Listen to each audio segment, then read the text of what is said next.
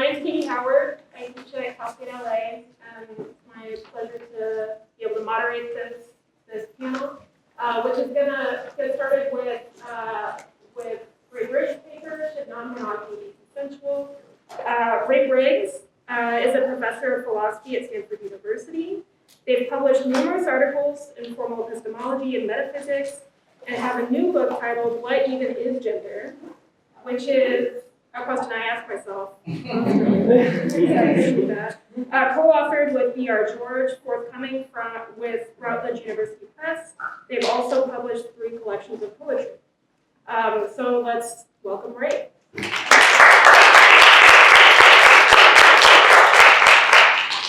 Wow, thank you to all the organizers for what has been a wonderful conference so far. So I'm gonna ask the question: should non-monogamy be consensual? And I'm gonna give a kind of not exactly answer, which I take to be a bit surprising. So I will start with like background and sort of where I'm coming from and sort of why I'm doing this. So and partly like why I chose to frame the question this way. So a common assumption in our culture, as no doubt is no surprise to anybody, is that monogamy is morally better than non-monogamy. So I reject this assumption. I expect my audience at this conference to reject it too, but it's pretty common. In non-monogamous space, this challenge of explaining ourselves to a wider mononormative society.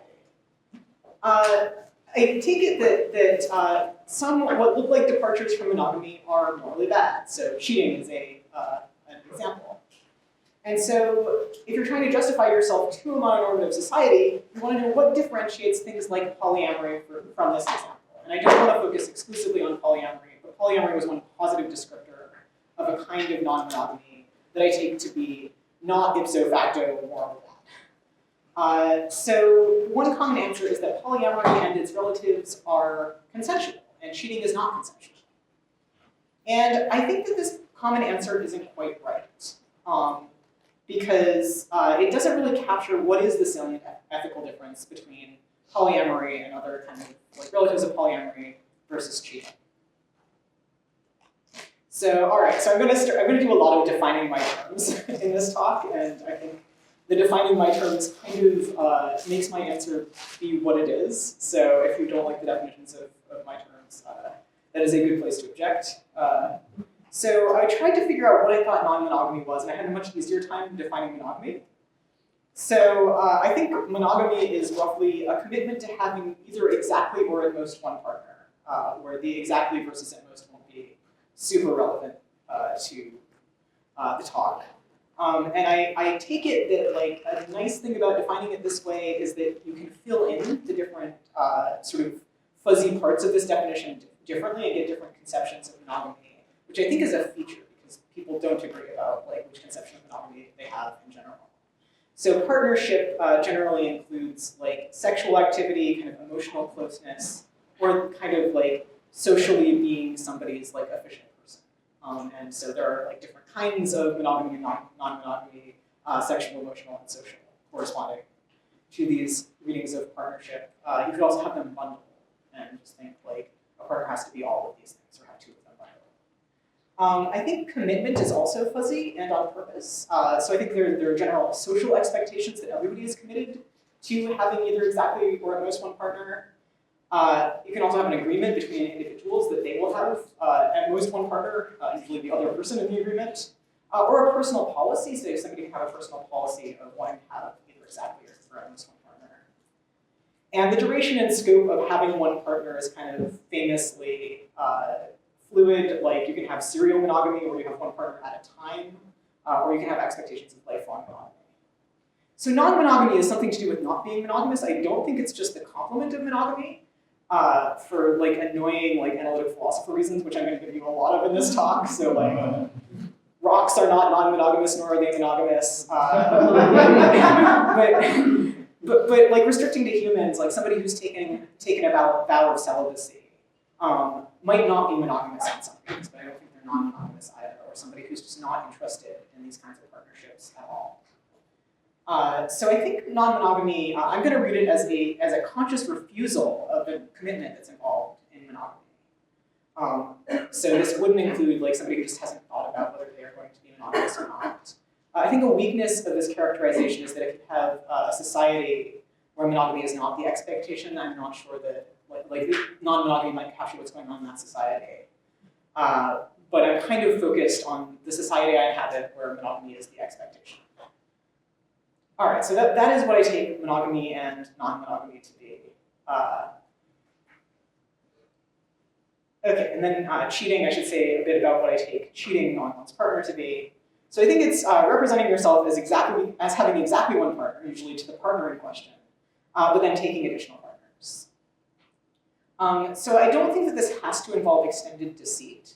So if I sort of promise somebody that I will partner with them and only them, and then I go out and have a wild fling with somebody else and I tell my first partner immediately, by many standards that is cheating. I've represented myself as sort of having a commitment to having exactly or almost one partner to the partner in question. And I've taken an additional partner and I haven't lied about it. I've just sort of broken a commitment. But a lot of instances of cheating also involve deceit, which might last more or less time. Cheating does seem incompatible with commitments of monogamy, like there is a tension there. So you can see why people think that cheating and monogamy have a tension. Also, I'm just gonna accept that cheating is bad, and that many forms of non-monogamy are not bad. So then here's a proposed distinction between cheating and like okay forms of non-monogamy. Cheating, I like this phrasing from Hardy and Easton, cheating is the ever popular non-consensual non-monogamy in contrast to consensual non-monogamy. And so this is the story about cheating that I'm gonna complicate a little bit. Okay, so I should also say, since I'm talking about consent, what I take consent to be. And here I realize that I am in a room with at least two people who have written extensively about consent, so I look forward to being corrected or having my ideas complicated. So I think it's important to distinguish between sort of older and newer understandings of consent. So there's this kind of older feminist critique of consent standards, which I take to be apt and a response to kind of like a genuine thing that these authors found in the culture around them. So Pateman in The Sexual Contract, I didn't have a nice pull quote, but she characterizes consent as part of an unequal and presumed heterosexual contract in which women offer men sexual access. And so she talks about consent both in the context of marriage and in the context of prostitution. McKinnon has this really nice phrase where she kind of sums up the idea, man proposes, woman disposes. So we've got two parties, the person who's consenting is the woman, and she's consenting to whatever the man proposes, and she can say yes or no, that's kind of her role. So this is just heterosexual and heteronormative, and it's kind of patriarchal, like men get to decide what the agenda is, women just get to say yes or no. It's asymmetric. So the person consenting is not actively involved in the design of the thing they're consenting to. And it's kind of contractual, like contract, legal contract is the model here. So I take Pateman and McKinnon to be raising real problems for a real concept of consent that they document is present in a lot of like legal and political theory. But I think that since that part of the conversation, the discourse around consent has changed, in part because of these feminist critics. So as far as kind of new/contemporary understandings of consent, I think this 2016 Robot Hugs comic, where I wish I could show you the whole thing, encapsulates sort of a newer use of the word consent, particularly in sexual settings. So we have this blue-haired character with, standing next to a castle saying, "It's my favorite consent metaphor." It goes like this. So when you're having sexy times, or building a castle with someone, you'll probably want to talk about what you want and don't want. You might even draw some diagrams. You can talk about your experiences, and it's a good idea to check in and see how it's going. And then just these sort of two frames from the comic. So we've got these two people who are starting to build a castle or a relationship. And the text, the point is, when you're building something with someone, you usually start out by being really careful. You use scaffolding, wear hard hats, and steel-toed boots. You communicate a lot to make sure you're both on the same page. And then we have these two people having built their castle sitting cozily by the fire. We have the text, as you build your castle, you'll finish rooms, and you'll both get used to the space. If you've built it right, you don't have to wear hard hats all the time, because it becomes a safe, comfortable, familiar space. So this is, I think, a picture of like how a good sexual interaction might go, and a good consensual sexual interaction. So we've got this kind of newer, more expansive consent framework. So I take it that in the expansive consent framework, the consenting person might well be helping to set the agenda, asking questions, taking an active role that is just beyond responding to somebody else's proposal. But there are sort of critics of using the expansive consent framework to understand just absolutely everything about sexual ethics. So I think Joseph Fischel gives a really nice articulation of why, even if you think that consent is necessary for like ethical sex, which I agree with, you shouldn't think it's sufficient for ethical sex. So Fischel writes, one key problem with the primacy of consent in our sexual politics is that its conceptual thinness has been remedied by increasingly more robust, sometimes ridiculous redefinitions of consent as enthusiastic, imaginative, creative yes-saying. But the unfortunate corollary is the cultural coding of non-enthusiastically desired sex as sexual assault, which generates conservative and feminist backlash, and perhaps exacerbates one's sense of injury when sex goes awry. So here are some examples of values that I take to be important values in sexual ethics that are just not well captured by a consent framework, because these values can be lacking even in interactions as completely consensual. So the value of pleasure. So Fischel points out that like sex can be consented to, even enthusiastically consented to, by both participants, and that just be kind of no fun. And this seems like an unfortunate thing. And we should care about like sex being like pleasurable and worth having as well as just consensual. So care for other people's vulnerability. So Catherine Angel's book, which will be in the bibliography when I get there, goes through analyzing how sort of emphasis on consent in heterosexual settings particularly sort of lets certain groups of men off the hook for not caring about like their partner's experience. So you can have consensual sex where you're just completely selfish and like don't check in the next day, it wasn't assault, but you were just kind of a jerk to your partner. And I think people of various genders can have this, although Angel focuses on sort of a particular kind of like casual heterosexual setting. Creativity. So you can have two people who are having like very like routinized consensual sex and don't really get to explore much. And self-fashion. So you can have somebody who hasn't really thought about what they want, consents to the interactions they have with their partner, but like doesn't get to live out their sexual values. So I take it that like these are all ways in which sex can be good or bad, whether like so even if it is consensual. So if we just grant that some sex is consensual, we haven't settled the question of whether it is ethically good in every way. All right, so I've gone through that whole dialectic. I haven't really told you what expanded consent is, or expansive consent is. Here is a proposal about how to characterize what consent is, which is going to be important if I'm arguing that non-monogamy doesn't have to be consensual. I better have some story. So I think that all of the concepts of consent that I have gone over so far have something important to do with having a meaningful choice about whether and how something happens within a domain that is of intimate importance to you. So you can see older work on consent as critiquing this narrow legalistic understanding of which choices count as meaningful. So just because you entered a contract doesn't mean you had a meaningful choice to dissent from that contract. In fact, Pateman, sort of her use of consent sometimes entails that women's consent to sex in a marriage where they can't leave isn't present. So they've signed a contract, but they're not consenting to individual instances. Basically, I think because they don't really have a meaningful choice. And I think a lot of contemporary disputes about whether something was consensual, about whether a choice was meaningful in kind of the relevant way. I think this captures sort of Fischel's observation that a choice can be meaningful even if the option you choose is bad.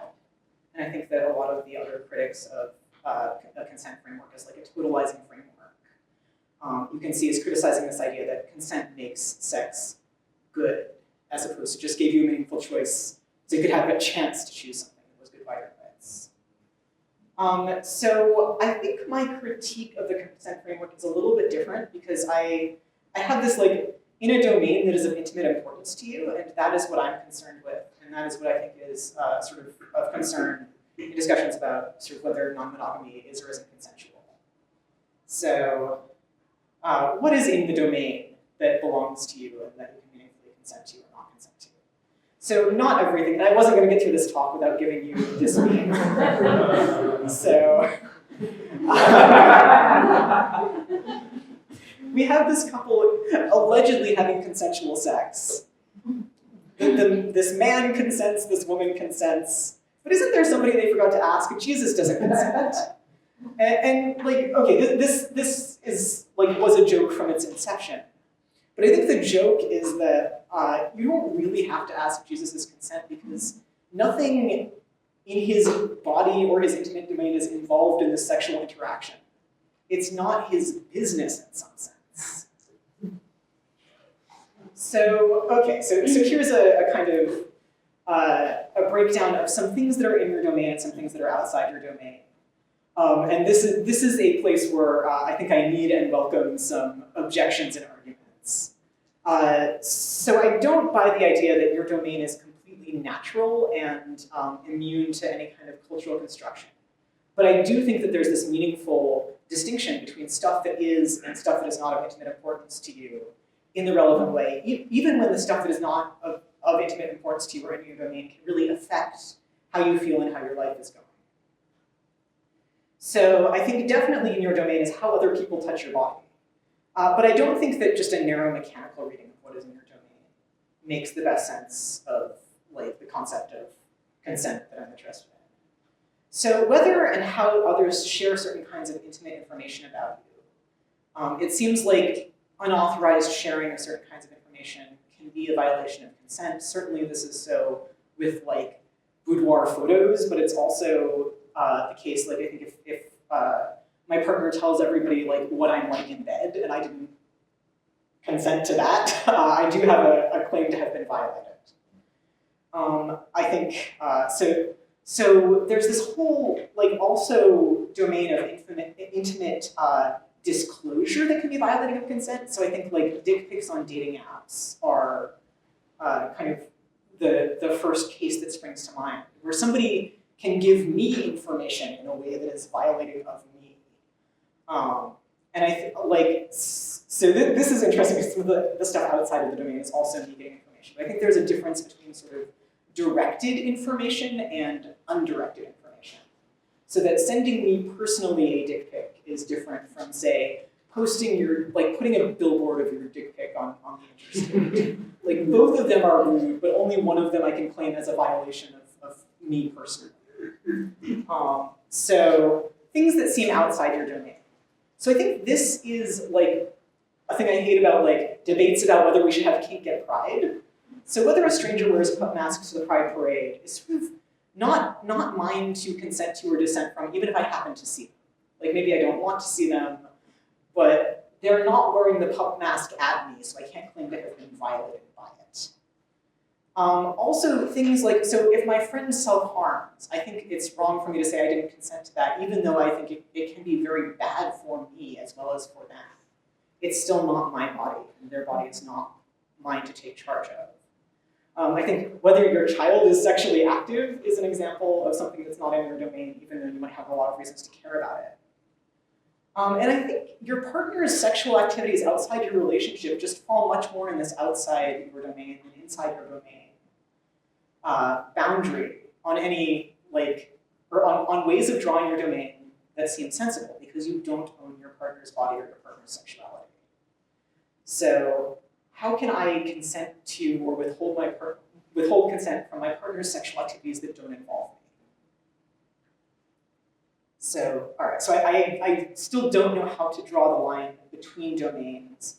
I think it's got to be culturally constructed. So I've got a citation for Betcher, who has a really nice paper on how the concept of intimacy is culturally constructed.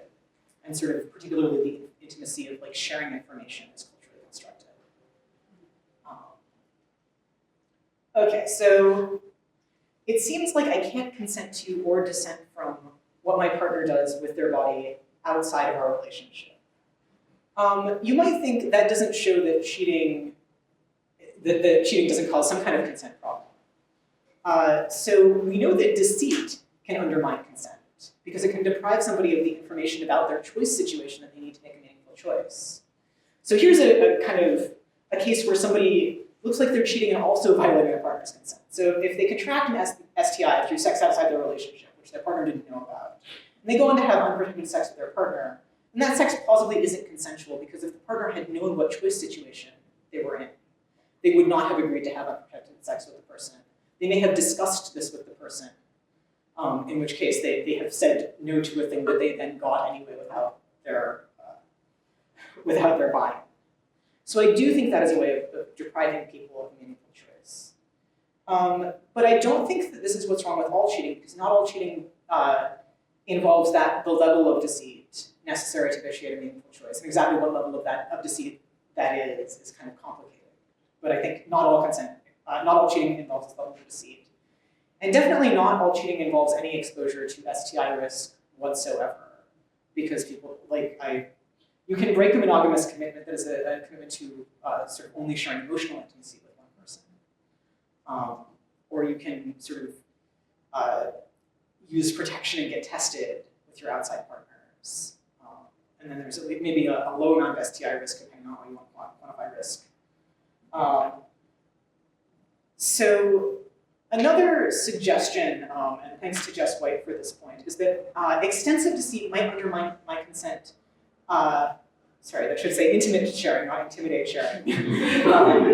So if my spouse is secretly a spy and is collecting a dossier of information on me the whole time, you might think my consent to the entire marriage is then undermined if I didn't know they were a spy, because I just didn't know what kind of arrangement I was getting into. And so I think if my spouse is cheating on me to a large extent, maybe that vitiates my consent to the entire relationship, which is kind of an intimate domain about which I should be able to.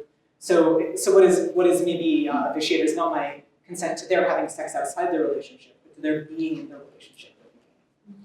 And I think, again, there are going to be cases where cheating vitiates consent to be in the relationship, but there is a difference between the level of deceit that is bad and the level of deceit that is so bad that I no longer have any choice about whether to stay with the person.